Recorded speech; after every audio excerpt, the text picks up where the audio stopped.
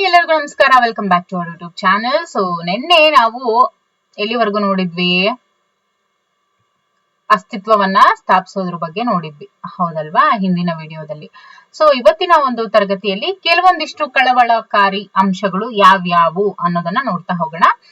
ಅಧಿವಯಸ್ಸನ್ನ ಬದುಕಿನಲ್ಲಿ ಅಂದ್ರೆ ಹದಿಹರೆಯದವರ ವಯಸ್ಸನ್ನ ತಲುಪಿದ ಮೇಲೆ ಅವರ ಬದುಕಿನಲ್ಲಿ ಬಿರುಗಾಳಿ ಎಬ್ಬಿಸುವ ವಯಸ್ಸು. ಓಕೆ, ಅಂದ್ರೆ ಈ ಒಂದು ಅಡಾಲಸೆನ್ಸ್ ಏನಿದೆಯಲ್ಲ, ಇದನ್ನ ಬಿರುಗಾಳಿ ಎಬ್ಬಿಸುವ ವಯಸ್ಸು ಅಂತ ಕೂಡ ಕೆಲವರು ಹೇಳ್ತಾರೆ. ಎಲ್ಲರ ಬದುಕಿನಲ್ಲೂ ಅಧಿವಯಸ್ಸು ಒಂದು ರೀತಿಯ ಅಭದ್ರತೆ, ಒತ್ತಡ, ದ್ವಂದ್ವ, ಒಂಟಿತನ ಅನುಭವಿಸಿದ ವಯಸ್ಸು ಅಂತ ಹೇಳ್ಬೋದು. ಈ ವಯಸ್ಸಿನಲ್ಲಿ ಒಡನಾಡಿಗಳ ಒತ್ತಡ, ಆಮೇಲೆ ಸ್ವಚ್ಛಂದತೆಯ ಅನುಭವ, ಬಗೆಹರಿಯದ ಸಮಸ್ಯೆಗಳು ಬದುಕನ್ನ ನರಕ ಮಾಡ್ಬಿಡ್ತವೆ. ಒಡನಾಡಿಗಳ ಪ್ರಭಾವದಲ್ಲಿ ಒಳ್ಳೆಯದು ಮತ್ತೆ ಕೆಟ್ಟದ್ದು ಎರಡೂ ಇರುತ್ತೆ. ಕೆಟ್ಟದ್ದು ಅಂತ ಹೇಳಿದ್ರೆ ಧೂಮಪಾನ, ಮದ್ಯಪಾನ, ಮಾದಕ ವಸ್ತು ಚಟ, ಜೊತೆಗೆ ತಂದೆ ತಾಯಿಯರ ಮಾತಿಗೆ ಮನ್ನಣೆ ಕೊಡದೇ ಇರುವಂತದ್ದು, ನಂದೇ ನಡಿಬೇಕು ಅನ್ನೋದು, ದುರಭ್ಯಾಸಗಳನ್ನ ಸ್ನೇಹಿತರ ಪ್ರಭಾವದಿಂದ ಕಲಿತಾರೆ. ಒಂದ್ ರೀತಿ ಅವರಿಗೆ ಅಭದ್ರತೆ, ಗೊಂದಲ, ಅನುಮಾನಗಳು, ಚಿಂತೆ, ಚಡಪಡಿಕೆ, ಅಸಹನೆ ಇತ್ಯಾದಿ ವೈಪರೀತ್ಯಗಳು ಈ ಒಂದು ಅಡಾಲಸೆನ್ಸ್ ಸ್ಟೇಜ್ ಅಲ್ಲಿ ಕಂಡು ಬರುತ್ತೆ. ಒಳ್ಳೆಯದು ಅಂತ ಹೇಳಿದಾಗ ಅತಿಯಾದ ಉತ್ಸಾಹ, ಆಮೇಲೆ ಆನಂದ, ಸ್ಪರ್ಧಾ ಮನೋಭಾವ, ಗುರಿಯನ್ನ ಸಾಧಿಸ್ಲೇಬೇಕು ಅನ್ನುವಂತ ಹುಮ್ಮಸ್ಸು ಅವರಲ್ಲಿರುತ್ತೆ. ಜೊತೆಗೆ ಅದನ್ನ ಸಾಧಿಸ್ಬೇಕು ಅನ್ನೋದ್ರ ಸಲುವಾಗಿ ಹಾತೊರೆಯುವಂಥದ್ದು. ಓಕೆ, ಜೊತೆಗೆ ಒಳ್ಳೆ ಒಳ್ಳೆ ಸದ್ಗುಣಗಳು, ಒಳ್ಳೆ ಒಳ್ಳೆ ಗುಣಗಳು ಅವರಲ್ಲಿ ಕಂಡು ಬರುವಂತದ್ದು ಒಳ್ಳೆಯ ಒಂದು ಗುಣ ಅಂತ ಹೇಳ್ಬೋದು. ಜೊತೆಗೆ ಅಪರಾಧ. ಓಕೆ, ಕಳವಳಕಾರಿ ಅಂಶಗಳಲ್ಲಿ ಅಪರಾಧ. ಓಕೆ, ಅಪರಾಧ ಅಂತ ಬಂದಾಗ ಅನುಚಿತ ವರ್ತನೆಗಳು, ಕಾನೂನು ಉಲ್ಲಂಘನೆ, ಅಪರಾಧ ಎಸಗುವುದು, ಇವೆಲ್ಲ ಅಧಿವಯಸ್ಸಿನ ವೈಪರೀತ್ಯಗಳಲ್ಲಿ ಕಂಡು ಬರುತ್ತೆ.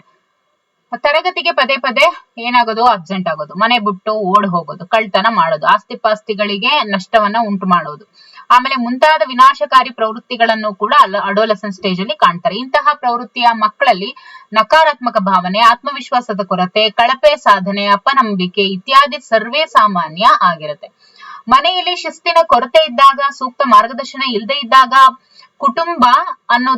ಕುಟುಂಬನೇ ಸರಿಗಿಲ್ದೇ ಇರುವಂತದ್ದು, ಇವೆಲ್ಲವೂ ಕೂಡ ಅಧಿವಯಸ್ಸಿನಲ್ಲಿ ಸಮಸ್ಯಾತ್ಮಕ ವರ್ತನೆ ಬೆಳೆಯೋದಕ್ಕೆ ಕಾರಣ ಆಗುತ್ತೆ. ಸೊ ಸೂಕ್ತ ಪರಿಸರ ದೊರೆತರೆ ಮಕ್ಕಳು ನಕಾರಾತ್ಮಕ ವರ್ತನೆಗಳನ್ನ ತಿದ್ದುಕೊಳ್ಳುತ್ತಾರೆ. ಓಕೆ, ಒಳ್ಳೆಯ ಮಾರ್ಗದರ್ಶನ, ಪ್ರೋತ್ಸಾಹ, ನಿರಂತರವಾದ ಆತ್ಮವಿಶ್ವಾಸವನ್ನ ತುಂಬಿ ಬದಲಾವಣೆಗೆ ಸೂಕ್ತ ಪರಿಹಾರವನ್ನ ನಾವು ಒದಗಿಸಿದ್ರೆ ಅವರು ಕೂಡ ಉಪಯುಕ್ತ ಪ್ರಜೆಗಳಾಗಿ ಸಮಾಜಕ್ಕೆ ಉತ್ತಮ ಕೊಡುಗೆಯನ್ನ ನೀಡಬಲ್ಲಂತವ್ರಾಗ್ತಾರೆ.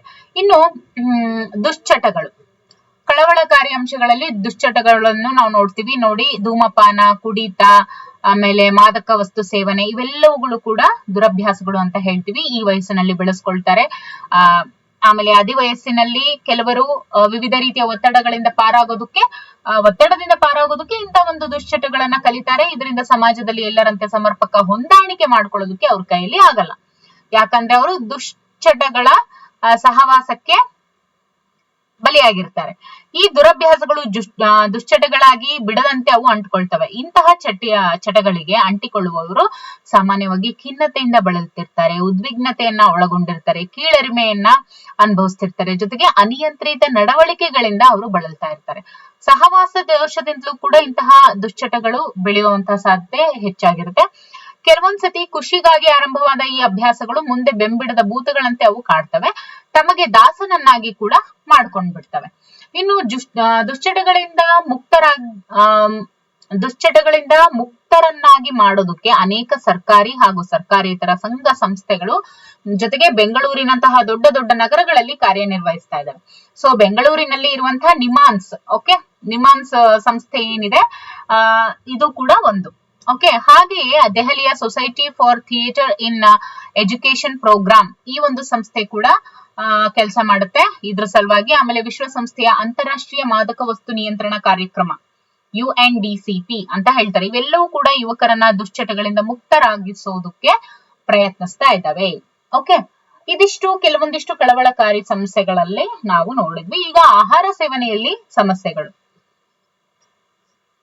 ಇದನ್ನ ಈಟಿಂಗ್ ಡಿಸಾರ್ಡರ್ ಅಂತ ಹೇಳ್ತೀವಿ. ನೋಡಿ, ಇಲ್ಲಿ ಅತಿಯಾಗಿ ತಿನ್ನುವ ಕಾಯಿಲೆಯನ್ನ ಬುಲಿಮಿಯಾ ನರ್ವೋಸಾ ಅಂತ ಹೇಳ್ತಾರೆ. ಅತಿಯಾಗಿ ತಿನ್ನೋದೇ ಕೆಲಸ, ಅದನ್ನೇನಂತಾರೆ ಬುಲಿಮಿಯಾ ನರ್ವೋಸಾ ಅಂತ ಹೇಳ್ತಾರೆ. ತಿನ್ನದೇ ಇರೋ ಕಾಯಿಲೆ ಅದೇನು, ಅನೋರೆಕ್ಸಿಯಾ ನರ್ವೋಸಾ. ಇದು ಬುಲಿಮಿಯಾ ನರ್ವೋಸಾ, ತಿನ್ನದೇ ಇರೋದು ಅನೋರೆಕ್ಸಿಯಾ ನರ್ವೋಸಾ. ಸೊ ವಯಸ್ಸಿನಲ್ಲಿ ತಮ್ಮ ಶರೀರದ ಮೇಲಿನ ಮೋಹ ಹೆಚ್ಚಾಗಿರುತ್ತೆ. ಅದರಲ್ಲೂ ಹುಡುಗಿಯರು ತಮ್ಮ ಶರೀರವನ್ನ ಸಣ್ಣಗಿಟ್ಟುಕೊಳ್ಳುವ ಚಟದಿಂದ ಊಟ ತಿನ್ನುವುದೇ ಕಡಿಮೆ ಮಾಡ್ಬಿಡ್ತಾರೆ. ಕೆಲವರಲ್ಲಿ ಹಸಿವೆ ಆಗದಿರುವಂತಹ ಕಾಯಿಲೆ ಬರುತ್ತೆ. ಹಸಿವೆ ಆಗದೆ ಇರುವಂತಹ ಕಾಯಿಲೆಯನ್ನ ನಾವು ಅನೆರೆಕ್ಸಿಯಾ ನರ್ವೋಸಾ ಅಂತ ಹೇಳ್ತಾರೆ. ಇದರಿಂದ ಅವರು ತೆಳ್ಳಗಾಗ್ತಾ ಹೋಗ್ತಾರೆ. ಮಾಧ್ಯಮಗಳು ಕೂಡ ಸಣ್ಣಗಾಗುವುದಕ್ಕೂ ಮತ್ತು ಸೌಂದರ್ಯಕ್ಕೂ ಸಂಬಂಧ ಕಲ್ಪಿಸಿ ಉತ್ಪ್ರೇಕ್ಷೆ ಮಾಡಿ ತೋರಿಸೋದ್ರಿಂದ ಏನಾಗುತ್ತೆ, ತೆಳ್ಳಗಾಗ್ಬೇಕು ಅನ್ನುವಂತಹ ಗೀಳು ಮಕ್ಕಳಲ್ಲಿ ಅಂಟುಕೊಳ್ಳುತ್ತೆ ಅಡೋಲಸೆನ್ಸ್ ಸ್ಟೇಜ್ ಅಲ್ಲಿ. ಕೆಲವರಲ್ಲಿ ಏನಾಗುತ್ತೆ, ಅತಿಯಾದ ಅಂತ ತಿನ್ನುವ ಕಾಯಿಲೆ, ಅದನ್ನೇನಂತಾರೆ ಬುಲಿಮಿಯಾ ನರ್ವೋಸಾ ಅಂತ ಹೇಳ್ತಾರೆ, ಇದು ಕಾಣಿಸ್ಕೊಳ್ಳುತ್ತೆ. ತಿನ್ನೋದ್ರ ಮೇಲೆ ನಿಯಂತ್ರಣನೇ ಇರೋದಿಲ್ಲ, ವಾಂತಿ ಆಗೋವರೆಗೂ ತಿಂತಾರೆ ಅವರು. ಹೀಗೆ ತೆಳ್ಳಗಾಗುವ ಇಲ್ಲವೇ ಅತಿಯಾಗಿ ತಿನ್ನುವ ಸಮಸ್ಯೆಗಳು ಗ್ರಾಮೀಣ ಪ್ರದೇಶಕ್ಕಿಂತ ನಗರ ಪ್ರದೇಶದ ಹುಡುಗಿಯರಲ್ಲಿ ಇದು ಹೆಚ್ಚಾಗಿ ಕಂಡು ಬರುತ್ತೆ. ಇನ್ನು ಪ್ರೌಢಾವಸ್ಥೆ ಮತ್ತು ವೃದ್ಧಾಪ್ಯ. ಸೊ ಇಲ್ಲಿವರೆಗೂ ನಾವು ಏನು ಅಡೋಲಸೆನ್ಸ್ ಸ್ಟೇಜ್ ನೋಡಿದ್ವಲ್ಲ, ಅದಾದ ನಂತರ ಬರುವಂತ ಪ್ರೌಢಾವಸ್ಥೆ ಮತ್ತು ವೃದ್ಧಾಪ್ಯ, ಇದನ್ನ ನಾವು ನೋಡಿದಾಗ ಪ್ರೌಢಾವಸ್ಥೆ ಅಂತ ಹೇಳಿದ್ರೆ ಜವಾಬ್ದಾರಿಯುತ, ಪ್ರಬುದ್ಧ, ಸ್ವಾವಲಂಬಿ ಬದುಕು ನಡೆಸುವಂತಹ ಅವಸ್ಥೆಯನ್ನ ಪ್ರೌಢಾವಸ್ಥೆ ಅಂತ ಹೇಳ್ಬೋದು. ಪ್ರೌಢಾವಸ್ಥೆಯ ಗುಣಲಕ್ಷಣಗಳ ಬೆಳವಣಿಗೆಯಲ್ಲಿ ವ್ಯಕ್ತಿಯಿಂದ ವ್ಯಕ್ತಿಗೆ ವ್ಯತ್ಯಾಸವನ್ನ ನಾವು ಕಾಣ್ತೀವಿ. ಉದಾಹರಣೆಗೆ, ಕೆಲವರು ಓದುತ್ತಿರುವಾಗ್ಲೇ ವೃತ್ತಿಗೆ ಸೇರ್ತಾರೆ, ಇನ್ ಕೆಲವರು ಓದುತ್ತಿರುವಾಗ್ಲೇ ವಿವಾಹ ಆಗ್ತಾರೆ, ಇನ್ ಕೆಲವರು ವಿವಾಹವಾದ ಮೇಲೆ ತಮ್ಮ ಪೋಷಕರ ಜೊತೆ ವಾಸಿಸುತ್ತಾ ಆರ್ಥಿಕವಾಗಿ ಸ್ವತಂತ್ರ ಆಗ್ತಾರೆ. ಪ್ರೌಢಾವಸ್ಥೆಯಲ್ಲಿ ವ್ಯಕ್ತಿ ನಿರ್ವಹಿಸುವಂತಹ ಜವಾಬ್ದಾರಿಗಳು ಅವರವರ ಸಾಮಾಜಿಕ ಹಿನ್ನೆಲೆಯನ್ನ ಅದು ಅವಲಂಬಿಸಿರುತ್ತೆ. ಪ್ರೌಢಾವಸ್ಥೆಯಲ್ಲಿ ನಾವು ನಿರ್ವಹಿಸುವ ಜವಾಬ್ದಾರಿಗಳು ಸಮಾಜದಿಂದ ಸಮಾಜಕ್ಕೆ, ಕುಟುಂಬದಿಂದ ಕುಟುಂಬಕ್ಕೆ ವ್ಯತ್ಯಾಸ ಆಗ್ತಾ ಹೋಗುತ್ತೆ. ಪ್ರೌಢಾವಸ್ಥೆಯ ಆರಂಭದಲ್ಲಿ ಅಂದ್ರೆ 20ನೇ ವಯಸ್ಸಿನ ನಂತರ ಅವಲಂಬಿ ಬದುಕಿನಿಂದ ಸ್ವಾವಲಂಬಿ ಬದುಕಿನೆಡೆಗೆ ಹೆಜ್ಜೆ ಹಾಕುವ ಲಕ್ಷಣಗಳು ಕಾಣ್ತಾ ಹೋಗ್ತವೆ. ಓಕೆ, ಇದು ವೃತ್ತಿ ಆಯ್ಕೆ ಮತ್ತು ವಿವಾಹ ಆಗೋದ್ರಲ್ಲಿ ಇದು ನಾವು ಕಾಣಬಹುದು. ಓಕೆ, ಇನ್ನು ವೃತ್ತಿ ಮತ್ತು ಕೆಲಸ. 20ರ ನಂತರ ಹಾಗೂ 30ರ ಆಸುಪಾಸಿನಲ್ಲಿ ವ್ಯಕ್ತಿ ವೃತ್ತಿ ಆಯ್ಕೆ, ಸಂಪಾದನೆ, ಆಮೇಲೆ ವೃತ್ತಿಯಲ್ಲಿ ಸ್ಥಿರತೆ ಹೊಂದೋದನ್ನ ನಾವು ಕಾಣ್ತೀವಿ. ಸೂಕ್ತ ವೃತ್ತಿ ಆಯ್ಕೆಯು ವ್ಯಕ್ತಿಯ ಬದುಕಿನಲ್ಲಿ ಒಂದು ಸವಾಲಾಗಿರುತ್ತೆ. ಆದ್ರೆ ವೃತ್ತಿ ನಿರ್ವಹಣೆ, ವೃತ್ತಿಗೆ ಬೇಕಾದ ಕೌಶಲಗಳ ಪ್ರಬುದ್ಧತೆ, ಸಹೋದ್ಯೋಗಿಗಳ ಜೊತೆ ಮತ್ತು ಮೇಲಾಧಿಕಾರಿಗಳ ಜೊತೆ ಹೊಂದಾಣಿಕೆ ಹಾಗೂ ತನ್ನ ಜೊತೆಯ ಹೊಂದಾಣಿಕೆ ಇತ್ಯಾದಿಗಳು ವ್ಯಕ್ತಿಯಿಂದ ವ್ಯಕ್ತಿಗೆ ಭಿನ್ನವಾಗಿರುತ್ತೆ. ವೃತ್ತಿ ವಿಕಸನ ಪ್ರೌಢಾವಸ್ಥೆಯ ಒಂದು ಪ್ರಮುಖ ಜವಾಬ್ದಾರಿ ಆಗಿರುತ್ತೆ. ಓಕೆ, ವೃತ್ತಿ ವಿಕಸನ ಅನ್ನುವಂಥದ್ದು ಪ್ರೌಢಾವಸ್ಥೆಯ ಒಂದು ಪ್ರಮುಖ ಜವಾಬ್ದಾರಿ ಆಗಿರುತ್ತೆ. ಇನ್ನು ಮದುವೆ, ಪಿತೃತ್ವ, ಕುಟುಂಬ ಅಂತ ನೋಡ್ತಾ ಹೋದ್ರೆ ವಿವಾಹದ ನಂತರ ತನ್ನ ಬಾಳ ಸಂಗಾತಿಯ ಬೇಕು ಬೇಡಗಳಿಗೆ ಹೊಂದಿಕೊಳ್ಳೋದು ಅನಿವಾರ್ಯ. This is very important. But ಇವಾಗಿನ ಕಾಲದಲ್ಲಿ ಎಷ್ಟು ಮಟ್ಟಿಗೆ ಆಗ್ತಾ ಇದೆ, ಹೌದಲ್ವಾ? ವಿವಾಹದ ನಂತರ ತನ್ನ ಬಾಳ ಸಂಗಾತಿಯ ಬೇಕು ಬೇಡಗಳಿಗೆ ಹೊಂದಿಕೊಳ್ಳೋದು ಅನಿವಾರ್ಯ. ಆದ್ರೆ ಇವಾಗ ಹೊಂದ್ಕೊಳ್ಳಿಲ್ಲ ಅಂದ್ರೆ ಏನಾಗ್ತಾ ಇದೆ, ಅಲ್ಲಿಗೆ ಮುಗಿತು ಕತೆ ಅಷ್ಟೇ. ಸೊ ಪತಿ ಪತ್ನಿ ಇಬ್ಬರು ದುಡಿಯುತ್ತಿದ್ದರೆ ಕುಟುಂಬ ನಿರ್ವಹಣೆ ಅಂದ್ರೆ ಮಕ್ಕಳ ಜವಾಬ್ದಾರಿ ಹಾಗೂ ಮನೆ ಜವಾಬ್ದಾರಿಗಳನ್ನ ಸಮನಾಗಿ ಹೊರಬೇಕಾಗುತ್ತೆ. ಮದುವೆ, ಮಕ್ಕಳ ಪಾಲನೆ, ಪೋಷಣೆ ಇಂದಿನ ತಂದೆ ತಾಯಿಯರಿಗೆ ಒಂದು ತಲೆನೋವಾಗಿ ಪರಿಣಮಿಸಿದೆ. ಪ್ರೌಢಾವಸ್ಥೆಯಲ್ಲಿ ಮಕ್ಕಳ ಪಾಲನೆ, ಪೋಷಣೆ ಅನೇಕ ಅಂಶಗಳನ್ನ ಅದು ಒಳಗೊಂಡಿದೆ. ಅವುಗಳು ಅಂತ ಹೇಳಿದ್ರೆ ಗಂಡ ಹೆಂಡತಿಯರ ಸಂಬಂಧ, ಕುಟುಂಬದಲ್ಲಿ ದೊರೆಯುವಂತ ಬೆಂಬಲ, ಮಕ್ಕಳ ಸಂಖ್ಯೆ, ಆರ್ಥಿಕ ಸ್ಥಿತಿಗತಿ, ಇವೆಲ್ಲವೂ ಹೀಗೆ ಪ್ರೌಢಾವಸ್ಥೆಯಲ್ಲಿ ಅನೇಕ ಸವಾಲುಗಳು ಎದುರಾಗ್ತಾ ಹೋಗ್ತವೆ. ಕುಟುಂಬದಲ್ಲಿ ವಿವಾಹ ವಿಚ್ಛೇದನ, ಆಮೇಲೆ ಗಂಡ ಅಥವಾ ಹೆಂಡತಿಯ ಅಕಾಲಿಕ ಸಾವು ಮುಂತಾದ ಅಂಶಗಳು ಏಕಪೋಷಕ ಕುಟುಂಬ ವ್ಯವಸ್ಥೆಗೆ ಕಾರಣ ಆಗುತ್ತೆ. ಆಗ ದುಡಿಮೆ, ಮನೆ ಮತ್ತು ಮಕ್ಕಳ ನಿರ್ವಹಣೆ, ಮಕ್ಕಳ ಶಿಕ್ಷಣ ಇವೆಲ್ಲವೂ ಕೂಡ ಏಕಪೋಷಕರ ಮೇಲೆ ಅತಿಯಾದ ಹೊರೆಯಾಗಿ ಅದು ಪರಿಣಮಿಸುತ್ತೆ. ಗಂಡ ಹೆಂಡತಿ ಇಬ್ರು ದುಡಿಯುವ ಕುಟುಂಬಗಳಲ್ಲಿ ಮತ್ತೊಂದು ರೀತಿಯ ಸಮಸ್ಯೆ ಉಂಟಾದ್ರೆ ಮನೆಯಲ್ಲಿ ಮಕ್ಕಳಿಗೆ ಹಾಗೂ ಇತರ ಸಮಸ್ಯೆಗಳಿಗೆ ಹೆಚ್ಚು ಸಮಯ ಮೀಸಲಿಡೋದಕ್ಕೆ ಆಗಲ್ಲ. ಹೊರಗಿನ ವೃತ್ತಿ ಹಾಗೂ ಕುಟುಂಬದ ಕೆಲಸಗಳು ಹೆಚ್ಚು ಹೊರೆ ಅಂತ ಅನ್ಸ್ಬಿಡುತ್ತೆ. ಇದರಿಂದ ಸಂಸಾರದಲ್ಲಿ ಏನಾಗುತ್ತೆ, ಕಿರಿಕಿರಿ ಉಂಟಾಗತ್ತೆ. ಆಗಾಗ ಪತಿ ಪತ್ನಿಯರ ನಡುವೆ ಮನಸ್ತಾಪ ಉಂಟಾಗೋದು, ಇಂತಹ ಒತ್ತಡಗಳ ನಡುವೆ ಕೂಡ ಮಕ್ಕಳ ಪಾಲನೆ ಪೋಷಣೆ ಮಾಡುವಂತಹ ಮಾನಸಿಕ ತೃಪ್ತಿ ಸಿಗುತ್ತೆ. ಇದು ಸಮಾಜದ ಮುಂದಿನ ಪೀಳಿಗೆ ಬೆಳವಣಿಗೆಗೂ ಕೂಡ ಕಾರಣ ಆಗುವಂಥದ್ದು. ಇನ್ನು ವಯಸ್ಸು ಹಾಗೂ ಅನುಭವದ ಪರಿಣಾಮವಾಗಿ ದೇಹದಲ್ಲಿ ಅನೇಕ ಬದಲಾವಣೆಗಳು ಉಂಟಾಗುತ್ತೆ. ಈ ಬದಲಾವಣೆಗಳು ವ್ಯಕ್ತಿಯಿಂದ ವ್ಯಕ್ತಿಗೆ ವ್ಯತ್ಯಾಸವಾದ್ರೂ ಕೂಡ ಮಧ್ಯ ವಯಸ್ಸಿನಲ್ಲಿ ನಿಧಾನವಾಗಿ ದೃಷ್ಟಿ ಮಂದವಾಗುತ್ತಾ ಬರುತ್ತೆ, ಕಿವಿ ಸರಿಯಾಗಿ ಕೇಳಿಸೋದಿಲ್ಲ, ಚರ್ಮ ಸುಕ್ಕುಗಟ್ಟುತ್ತೆ, ಕೂದಲು ನರಿಯುತ್ತೆ, ಮತ್ತೆ ತೆಳ್ಳುವಾಗುತ್ತೆ, ದೈಹಿಕ ಸಾಮರ್ಥ್ಯ ಏನಾಗುತ್ತೆ, ಕಡಿಮೆ ಆಗ್ತಾ ಹೋಗುತ್ತೆ. ಇತ್ಯಾದಿ ಬದಲಾವಣೆಗಳು ನಾವು ವೃದ್ಧಾಪ್ಯದ ಕಡೆಗೆ ಹೋಗ್ತಾ ಅಂದ್ರೆ ಪ್ರೌಢಾವಸ್ಥೆಯ ಅಂತ್ಯದಲ್ಲಿ ನಾವು ಇದನ್ನ ನೋಡ್ತೀವಿ. ಅಂತಿಮ ಹಂತದಲ್ಲಿ ಪ್ರೌಢಾವಸ್ಥೆಯಲ್ಲಿ ವ್ಯಕ್ತಿಯ ಬೌದ್ಧಿಕ ಸಾಮರ್ಥ್ಯ ಕುಗ್ಗುತ್ತದೆಯೇ ಅಂತ ಏನಾದ್ರೂ ಪ್ರಶ್ನೆ ಕೇಳಿದ್ರೆ ಹೌದು ಅಂತ ಹೇಳಿ ಅಧ್ಯಯನಗಳು ಹೇಳಿದವೆ. ವಯಸ್ಸಾದಂತೆ ಬೌದ್ಧಿಕ ಸಾಮರ್ಥ್ಯ ಕೂಡ ಕಡಿಮೆ ಆಗುತ್ತಾ ಹೋಗುತ್ತೆ. ಉದಾಹರಣೆಗೆ, ಒಬ್ಬ ಮಧ್ಯ ವಯಸ್ಸಿನ ವ್ಯಕ್ತಿ ಒಂದು ದೂರವಾಣಿ ಸಂಖ್ಯೆಯನ್ನ ಕೇಳಿಸಿಕೊಂಡು ತಕ್ಷಣ ನೆನಪಿನಲ್ಲಿ ಇಟ್ಕೊಳ್ತಾನೆ, ಆದ್ರೆ ಕೆಲವು ದಿನಗಳ ನಂತರ ಮರ್ತು ಬಿಡ್ತಾನೆ. ಅಂದ್ರೆ ನೆನಪಿನ ಶಕ್ತಿ ಕೂಡ ಕ್ಷೀಣಿಸ್ತಾ ಹೋಗುತ್ತೆ. ಆದ್ರೆ ವಿವೇಚನಾ ಶಕ್ತಿ ವಯಸ್ಸಾದಂತೆ ಹೆಚ್ಚಾಗುತ್ತೆ. ಹೀಗೆ ಹೇಗೆ ಎಲ್ಲ ಜನರ ಬುದ್ಧಿ ಸಾಮರ್ಥ್ಯ ಒಂದೇ ರೀತಿ ಇರೋದಿಲ್ವೋ ಹಾಗೆ ಮಧ್ಯ ವಯಸ್ಸಿನಲ್ಲಿ ಸನ್ನಾತ್ಮಕ ಸಾಮರ್ಥ್ಯ ಕೂಡ ಎಲ್ಲರಲ್ಲೂ ಒಂದೇ ತರ ಇರುತ್ತೆ ಅಂತ ಹೇಳೋಕ್ಕಾಗಲ್ಲ. ಓಕೆ, ಅದು ಕೂಡ ವ್ಯಕ್ತಿಯಿಂದ ವ್ಯಕ್ತಿಗೆ ಡಿಫ್ರೆನ್ಸ್ ಆಗ್ತಾ ಹೋಗುತ್ತೆ. ಓಕೆ, ಈಗ ನಾವು ಪ್ರೌಢಾವಸ್ಥೆಯ ನಂತರ ಈಗ ವೃದ್ಧಾಪ್ಯವನ್ನ ನೋಡ್ತಾ ಹೋಗೋಣ. ವೃದ್ಧಾಪ್ಯ ಯಾವಾಗ ಆರಂಭವಾಗುತ್ತದೆ ಅಂತ ಹೇಳಿ ನಿಖರವಾಗಿ ಹೇಳೋದಕ್ಕೆ ಸಾಧ್ಯ ಇಲ್ಲ. ಸಾಮಾನ್ಯವಾಗಿ ನಿವೃತ್ತಿ ವಯಸ್ಸೇ ವೃದ್ಧಾಪ್ಯದ ಆರಂಭದ ವಯಸ್ಸು ಅಂತ ಹೇಳಿ ಪರಿಗಣಿಸಿದ್ದಾರೆ. ರಿಟೈರ್ಮೆಂಟ್ ಏಜ್ ಏನಿದೆಯಲ್ಲ ಅದನ್ನೇ ವೃದ್ಧಾಪ್ಯದ ಆರಂಭದ ವಯಸ್ಸು ಅಂತ ಹೇಳಿ ಪರಿಗಣಿಸಿದ್ದಾರೆ. ಆದ್ರೆ ಈಗ ಜನರ ಆಯಸ್ಸು ಹೆಚ್ಚಾಗಿದೆ, ಜನ ಹೆಚ್ಚು ಕಾಲ ಬದುಕ್ತಾ ಇದ್ದಾರೆ, ಹಾಗಾಗಿ ಅವರ ನಿವೃತ್ತಿ ವಯಸ್ಸು ಕೂಡ ಹೆಚ್ಚಾಗ್ತಾ ಇದೆ. ಅದೇ ರೀತಿ ವೃದ್ಧಾಪ್ಯ ಆರಂಭದ ವಯಸ್ಸು ಕೂಡ ಹೆಚ್ಚಾಗ್ತಾ ಇದೆ. ಸೊ ವೃದ್ಧಾಪ್ಯದಲ್ಲಿ ಪ್ರಮುಖವಾಗಿ ಕಾಡುವ ಸಮಸ್ಯೆಗಳು ಅಂತ ಹೇಳಿದ್ರೆ ಗುಣವಾಗದ ಕಾಯಿಲೆಗಳು, ನಿವೃತ್ತಿ, ವಿಧವೆ ಅಥವಾ ವಿದುರನಾಗುವುದರಿಂದ ಕಾಡುವಂತಹ ಒಂಟಿತನ, ಕುಟುಂಬದಲ್ಲಿ ಸಾವು, ಇವೆಲ್ಲವು. ವೃದ್ಧಾಪ್ಯದ ಬಗೆಗಿನ ಜನರ ದೃಷ್ಟಿಕೋನ ಇವತ್ತು ಬದಲಾಗ್ತಾ ಇದೆ. ಈಗ 70ನೇ ವಯಸ್ಸಿನ ನಂತರವೂ ಜನ ಕ್ರಿಯಾಶೀಲರಾಗಿರೋದನ್ನ ನಾವು ಇವತ್ತು ಕಾಣ್ತಾ ಇದೀವಿ. ಅದರಲ್ಲೂ ರಾಜಕೀಯದಲ್ಲಿ, ಹೌದಲ್ವಾ? ಅದರಲ್ಲೂ ರಾಜಕೀಯದಲ್ಲಿ, ಸಾಹಿತ್ಯ, ಸಂಗೀತ, ವ್ಯಾಪಾರ, ವ್ಯವಹಾರದಲ್ಲಿ ಜನ 70ನೇ ವಯಸ್ಸಿನ ನಂತರವೂ ಕ್ರಿಯಾಶೀಲರಾಗಿರುವುದನ್ನ ನಾವು ಇವತ್ತು ಕಾಣ್ತಾ ಇದ್ದೇವೆ. ನಿಜ, ವೃದ್ಧಾಪ್ಯದಲ್ಲಿ ನಮ್ಮ ಅನುಭವಗಳು ಹಾಗೂ ಆರೋಗ್ಯ ಅನೇಕ ಅಂಶಗಳನ್ನ ಅವಲಂಬಿಸಿರುತ್ತೆ ಅಂತ ಹೇಳಿದ್ರೆ ಸಾಮಾಜಿಕ ಆರ್ಥಿಕ ಸ್ಥಿತಿಗತಿ, ಆರೋಗ್ಯ ಕಾಪಾಡಿಕೊಳ್ಳಲು ಅನುಕೂಲಗಳು, ಜನರ ಮನೋಭಾವ, ಸಮಾಜದ ನಿರೀಕ್ಷೆಗಳು ಮತ್ತು ದೊರೆಯುವಂತಹ ಸೌಲಭ್ಯಗಳನ್ನ ಅವಲಂಬಿಸಿದೆ.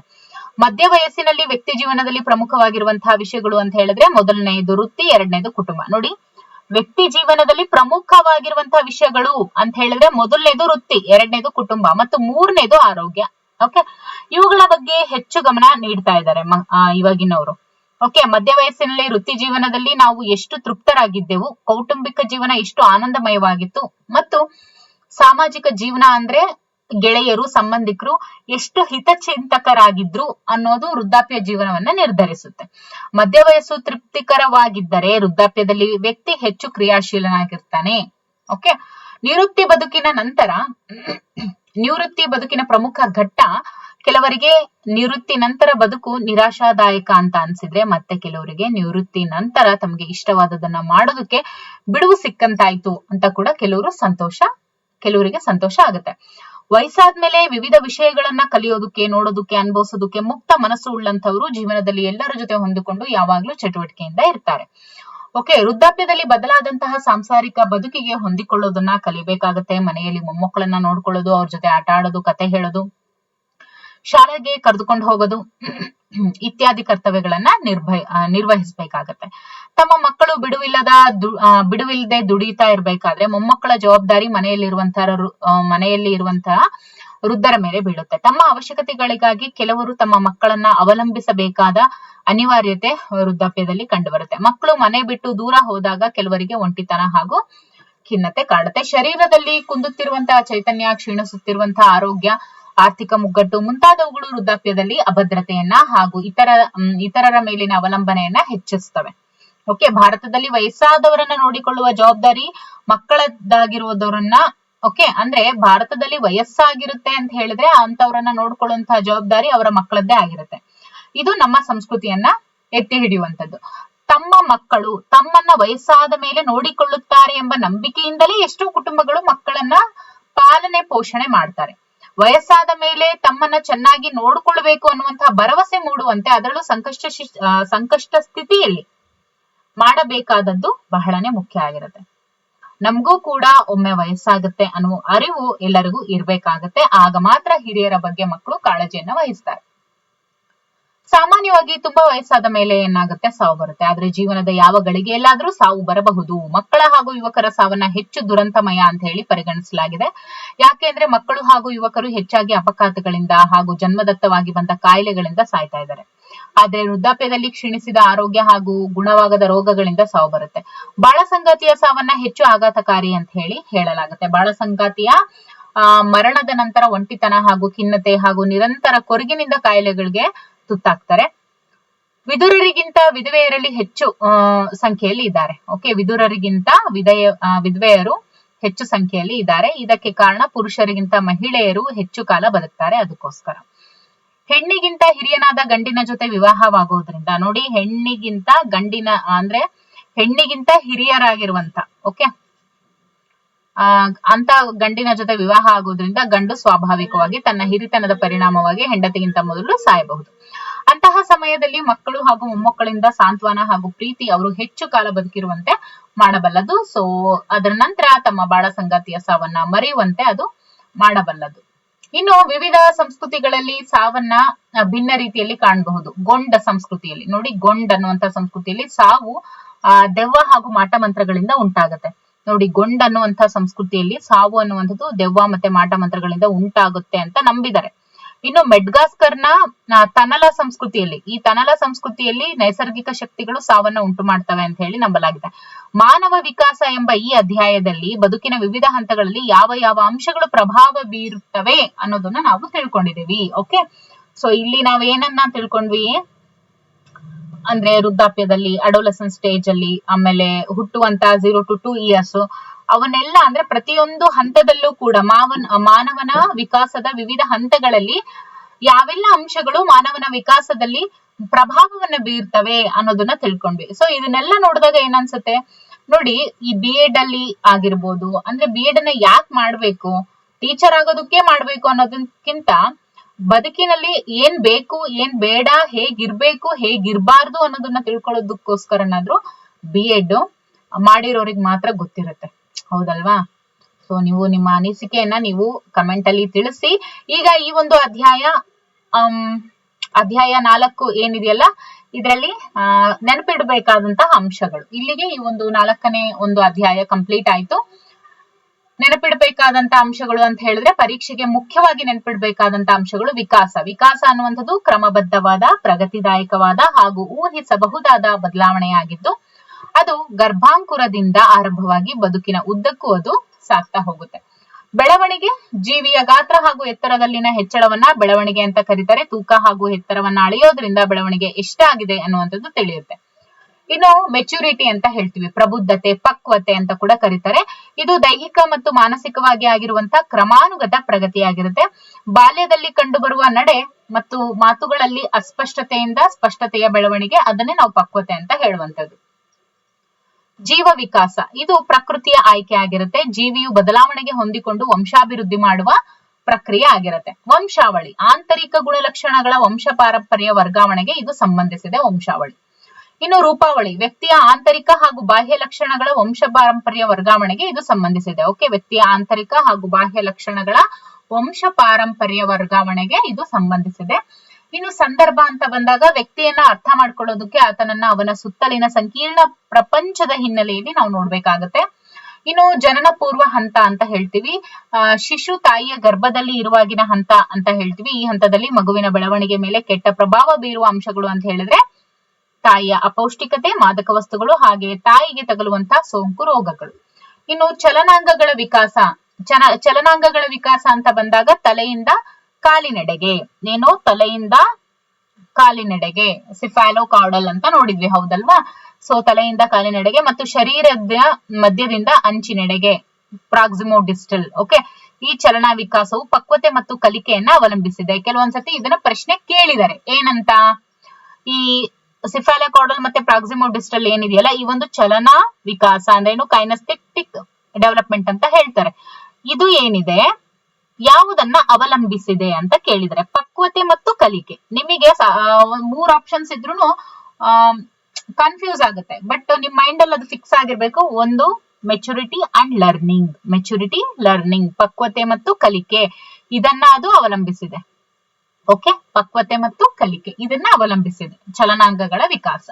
ಸನ್ನಾತ್ಮಕ ಬೆಳವಣಿಗೆ, ಬಾಲ್ಯದ ಆರಂಭದಲ್ಲಿ ಪಿಯಾಜೆ ಅವರ ಸನ್ನಾತ್ಮಕ ಬೆಳವಣಿಗೆಯ ಹಂತಗಳನ್ನ ಒಳಗೊಂಡಿದೆ. ಇನ್ನು ನೈತಿಕ ಬೆಳವಣಿಗೆ, ಮಗುವಿನ ನೈತಿಕ ಬೆಳವಣಿಗೆಯು ಸರಿ ತಪ್ಪುಗಳ ವ್ಯತ್ಯಾಸವನ್ನು ಗುರುತಿಸುವುದಕ್ಕೆ ಅದು ಸಂಬಂಧಿಸಿದೆ. ಕಿಶೋರಾವಸ್ಥೆ, ಪ್ಯುಬರ್ಟಿ, ಬಾಲ್ಯಾವಸ್ಥೆಯ ಅಂತ್ಯವನ್ನ ಮತ್ತು ಅಧಿವಯಸ್ಸಿನ ಆರಂಭವನ್ನ ಇದು ಸೂಚಿಸುತ್ತೆ. ಅಧಿವಯಸ್ಸಿನಲ್ಲಿ ಸನ್ನಾತ್ಮಕ ಬೆಳವಣಿಗೆ ಅಂದ್ರೇನು, ಅಧಿವಯಸ್ಸಿನಲ್ಲಿ ಆಲೋಚನೆಗಳು ಹೆಚ್ಚು ತರ್ಕಬದ್ಧ, ಅಮೂರ್ತ ಹಾಗೂ ಉದಾತ್ತ ಗುಣವನ್ನ ಹೊಂದಿರ್ತವೆ. ಇನ್ನು ಅಧಿವಯಸ್ಸಿನಲ್ಲಿ ಮಾನಸಿಕ ಸಂಘರ್ಷ, ಅಸ್ಪಷ್ಟತೆ, ಒಂಟಿತನ ಹಾಗೂ ತನ್ನ ಸ್ಥಾನಮಾನದ ಬಗ್ಗೆ ಗೊಂದಲ ಕಂಡುಬರುತ್ತೆ. ಪ್ರೌಢಾವಸ್ಥೆಯಲ್ಲಿ ವ್ಯಕ್ತಿ ಹೆಚ್ಚು ಪ್ರಬುದ್ಧತೆಯನ್ನ ಒಳಗೊಂಡಿರ್ತಾನೆ, ಜೊತೆಗೆ ಜವಾಬ್ದಾರಿಯುತ ವ್ಯಕ್ತಿಯಾಗಿರ್ತಾನೆ, ಸ್ವಾವಲಂಬಿ ಬದುಕನ್ನ ನಡೆಸ್ತಾ ಇರ್ತಾನೆ, ಸಮತೂಕದ ಬದುಕನ್ನ ನಡೆಸ್ತಾ ಇರ್ತಾನೆ. ವೃದ್ಧಾಪ್ಯ ಏನಿದೆ, ಇದು ಸಕ್ರಿಯ ವೃತ್ತಿ ಬದುಕಿನ ಅಂತ್ಯದೊಂದಿಗೆ ಆರಂಭವಾಗುತ್ತೆ. ನಿವೃತ್ತಿಯಿಂದ ಪ್ರಾರಂಭವಾಗುವಂತದ್ದು ವೃದ್ಧಾಪ್ಯ ಆಗಿರುತ್ತೆ. ಸೊ ವೃದ್ಧಾಪ್ಯದಲ್ಲಿ ಯಾವೆಲ್ಲ ರೀತಿಯ ಒಂದು ಅಂಶಗಳು ವೃದ್ಧಾಪ್ಯದ ಮೇಲೆ ಪ್ರಭಾವವನ್ನ ಬೀರುತ್ತೆ, ವೃದ್ಧಾಪ್ಯದ ನಂತರ ಹೆಸರುಗಳಿಸಿದವರು ಇದ್ದಾರೆ, ಓಕೆ, ನೋವನ್ನ ಅನುಭವಿಸಂತವ್ರು ಇದ್ದಾರೆ, ಅವು ಎಲ್ಲ ಯಾವ ರೀತಿ ಪರಿಣಾಮ ಬೀರುತ್ತೆ ಅನ್ನೋದನ್ನ ನೀವೀಗ ಆಲ್ರೆಡಿ ನೋಡಿದೀರಾ. ಸೊ ಈಗ ನಮ್ಗೆ ಪರೀಕ್ಷೆಗೆ ಏನ್ ಬೇಕು ಅನ್ನೋದು ನಿಮ್ಗೆ ಗೊತ್ತಾಯ್ತಲ್ವಾ, ಅದನ್ನಷ್ಟೇ ನೆನಪಲ್ಲಿ ಇಟ್ಕೊಂಡ್ರೆ ಸಾಕು. ಜೊತೆಗೆ ಪಿಯಾಜೆ ಅವ್ರದ್ದು ಇದರಲ್ಲಿ ಇಂಪಾರ್ಟೆಂಟ್ ಆಗುತ್ತೆ. ಓಕೆ, ವಿಕಾಸ, ಬೆಳವಣಿಗೆ, ಮತ್ತೆ ಕೈನೆಸ್ಥೆಟಿಕ್ ಅಂಶ, ಕೈನೆಸ್ಥೆಟಿಕ್ ಡೆವಲಪ್ಮೆಂಟ್ ಅಂತ ಹೇಳಿದ್ವಲ್ಲ, ಇದು ಯಾವುದ್ರ ಮೇಲೆ ಅವಲಂಬಿಸಿದೆ ಅಂದ್ರೆ ಪಕ್ವತೆ ಮತ್ತು ಕಲಿಕೆ ಆಗಿರುತ್ತೆ. ಓಕೆ, ಸೊ ಇದಿಷ್ಟು. ಇನ್ನು ಮುಂದಿನ ತರಗತಿಯಲ್ಲಿ 5ನೇ ಅಧ್ಯಾಯವನ್ನ ನಾವು ನೋಡ್ತಾ ಹೋಗೋಣ. ಓಕೆ, ಫಟಾಫಟ್ ಅಂತ ಸ್ವಲ್ಪ ಬೇಗ ಬೇಗ ಬೇಗ ಮುಗಿಸೋಣ. ಬೇಕಾದ್ರೆ ಇದನ್ನ ಮತ್ತೆ ರಿವಿಷನ್ ಮಾಡೋಣ, ಬಟ್ ಕಂಪ್ಲೀಟ್ ಆಗ್ಬಿಡ್ಬೇಕು.